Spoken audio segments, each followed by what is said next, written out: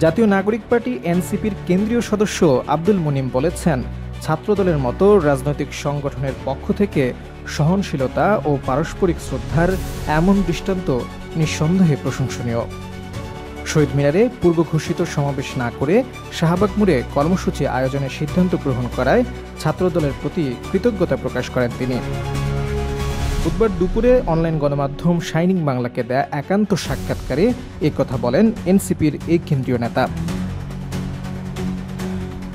আব্দুল মুনিম বলেন, ছাত্রদল চাইলে শহীদ মিনারেই তাদের সমাবেশ করতে পারত, তবে আমাদের অনুরোধকে সম্মান জানিয়ে তারা কর্মসূচির স্থান পরিবর্তন করে শাহবাগে আয়োজন করার সিদ্ধান্ত নেয়, যা সত্যিকারের রাজনৈতিক সৌহার্দ্য এবং সহাবস্থানের অনন্য দৃষ্টান্ত।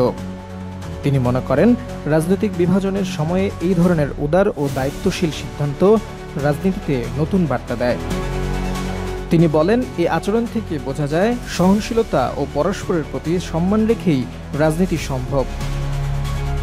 রাজনৈতিক বিশ্লেষকরা বলছেন, সাম্প্রতিক সময়ে রাজনীতিতে বিরোধিতার চেয়ে সহাবস্থানের বার্তা দুর্লভ হয়ে উঠছে।